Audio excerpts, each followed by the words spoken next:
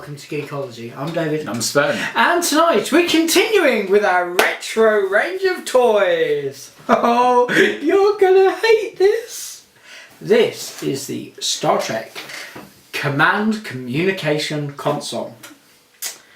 Right, let's just open this out. Stop it. You were about to say, seriously, I fell in love with this the first time. I've owned several of these over the years. I must underline at this point that David self-admittedly loves tat. Okay, I've owned several of these over the years. Different states of the box and different states of the toys. This is the best version of the toy in the best version of the box I've ever been able to get. Okay, so try not to cringe too much. So this is the Command Communication Console. Okay. Has headed quite clearly, as it shows in the picture, by Spock, the Communications Officer, Console. Yeah. So first of all, you'd have to fully extend the aerial.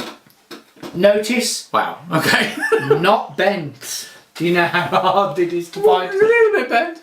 Do you know how hard it is to get one of these with the aerial still intact? Now this worked in conjunction with 3 different sets of devices. Right.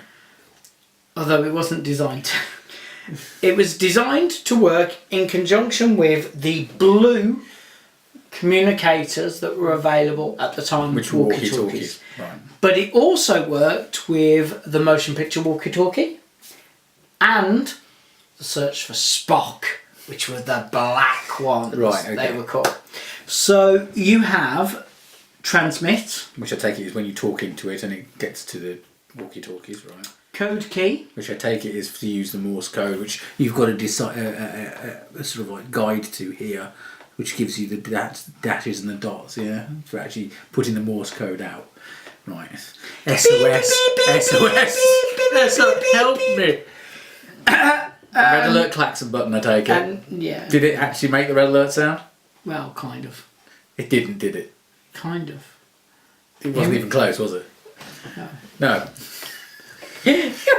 Sorry. For kids, it's Mego, for God's What did that last sake. button do? The one that says standby alert, which makes no sense. Okay, so we'll switch it on. It's automatically tuned to the channel that the walkie-talkies are. So voice transmit, code key, i.e. Morse code,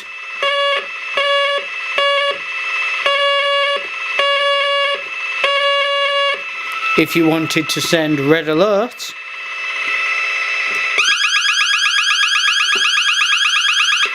and if you wanted to do standby alert.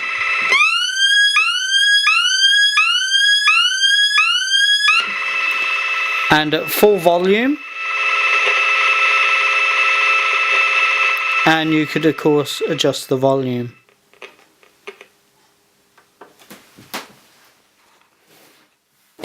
What does standby alert mean? Green! It's green. Alert. Green alert. And yeah, the packaging, which again is marvellous and of its time, and tells you that if you've got the walkie-talkie, this will work. Now, what this basically did, if you had the 2 walkie-talkies, because the walkie-talkies were sold in pairs, and you were say 20 metres that way, and you were say 20 metres that way, they couldn't talk too far away. They can talk But to if this. you had this in the middle, Yeah. you could talk to both ends. It would.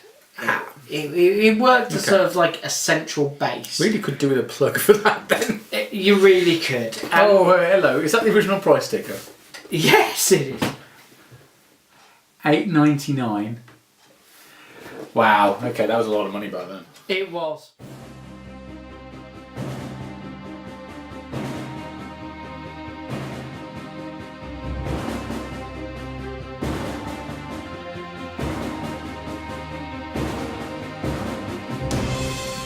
Packaging quite clearly shows toys of the period. Now, I have got to admit, I've seen a video of this. It is pointing awesome. to a phaser battle game. Yes, it is awesome. I don't have it in my collection. I want it. The tape player tricorder, which will be appearing in an episode quite soon, which is a bright blue tricorder that plays cassette tapes. A phaser tag game, which again, can we film this outside? Can we do that one outside for you to play? You want to be seen outside with that? We'll try that in the kitchen. We'll do this one in the kitchen. We're in the kitchen. And yes, so there you go. You do a quick review of the packaging, bearing in mind the time frame it was done. I'll sit here and quietly cringe. I'm amazed Paramount Pictures allowed their logo to be put on this. It was acceptable in the 80s, although this was 70s. They basically took a toy and just put Star Trek stickers on it, didn't they? 2 Star Trek stickers, not one at the bottom and one with Spock on it. Because, you know, if you've got a command communication console, you want a picture of the person using it on there. This was sold in black with Batman written on it, wasn't it? No, but they tried. They tried. That lit up, didn't it? That area. It does, There was yeah. like 3 Yeah, lights lights on it or something. Yeah. Right.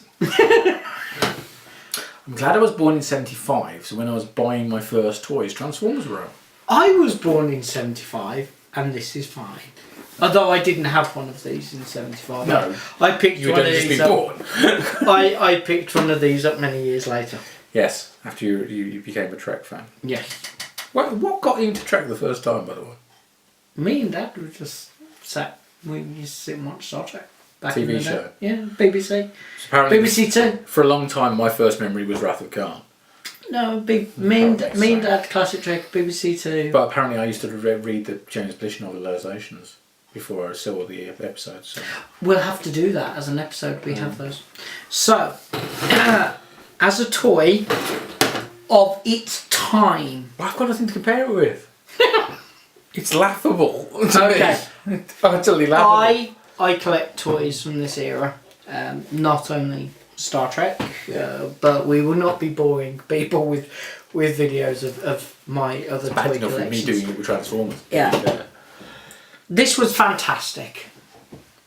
It really was. It was a great toy. It has bugger all to do with Star Trek, other than the fact that they Wrote it in it a on the box and put a and sticker on it saying it. a sticker on it. But it did work in conjunction with the communicators. Now the communicators, although were bright blue, At least they flipped. Yeah, they did. They flipped. They were They had a communicators. big aerial sticking out of them, but they flipped. And again, it's a toy from the 70s. It's fun. It's amazing how much those communicators look like Motorola StarTags. True, but it's a fun toy from the time it was released. By today's standards, but you know, when we were young, walkie-talkies were cool. Give him that.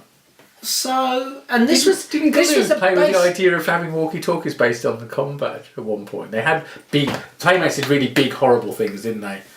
That never got past prototype, did it? No, You can imagine it sticking there and the aerial going out here. No, it was the great big combat version that they Right. did as the light up toy that went on here, and the cable ran down the back to the communication block because they did them. Have you got one? Yes. I see an episode coming.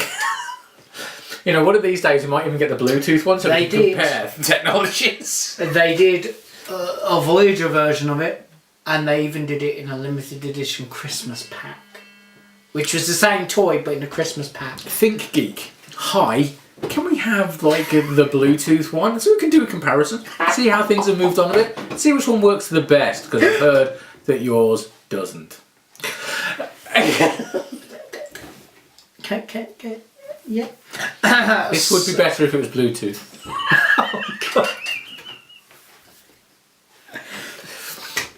Okay. It's old enough to be Bluetooth. The original one, the Viking. Okay. Unfortunately, you have to buy these by modern standards, and they class as vintage toys. Yeah. So it's a Mego original. It's a Mego original. So let's discuss some collector's points. The things you are looking for with this particular model. A, you're looking for the fact that it still works. You're looking for the fact it has lights and sounds. You're looking for the fact that the aerial is intact and not bent. If you're lucky, not bent or in at least usable condition. It uses a PP3 9-volt battery, so you want to be checking those connections. Yeah, for any you want to corrosion. check the connection. Additionally, you want to check for 3 stickers. You want to check for the silver sticker across the front, the Spock and the Morse code. And the last sticker you're looking for is a little one underneath just there, which tells you, well, pretty much everything you needed to know. Yeah, it's not difficult like that. There you go. So it basically complies with the FCC rules in the States, which is always useful. It's got a date to manufacture, it's got nothing written in it.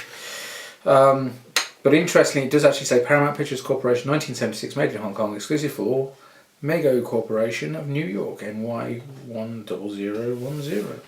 The other things you're looking for is obviously the state of the box, but we don't need to tell you that. There are 2 additional things you're looking for. A, the box has the original polystyrene, and B, it has the original instruction book. I have never seen the original instruction. I take it there should have been 2 of these. 2? One at each end. Oh, there is. It's There's just one. I left it in the box. Okay. That's cool. Yeah, you're looking for the original instruction book. Now, unfortunately, I've never seen an actual print. However, the good people over at, what's the name of that website? Mego Museum. We'll put a link down below. Yeah, you can actually get there's a scan of it. Scan. So Yeah. it's quite useful. So there you go. Right. Well. Weird and wonderful. Weird and wonderful. I think it's not a must for all collectors. It's must for all collectors who do vintage or particularly want something fun. Yeah, and 70s. And 70s, yeah. It really does have that 70s thing. Yeah, definitely. Yep, so... I mean, look at those illustrations. I know, so good. And do you know what's worrying? This is the best box I have seen better boxes. I have seen better boxes, but they had much better price tags on them, so that wasn't going to happen. Okay. Right, well, I think that about concludes it from us. We'd love to hear your opinions. Please leave them in the section below. You can Oh, yes. No. You can subscribe to us here on YouTube. You can follow us on both Facebook and Twitter. And of course, there is the official Geekology website. Thank you for watching and goodbye.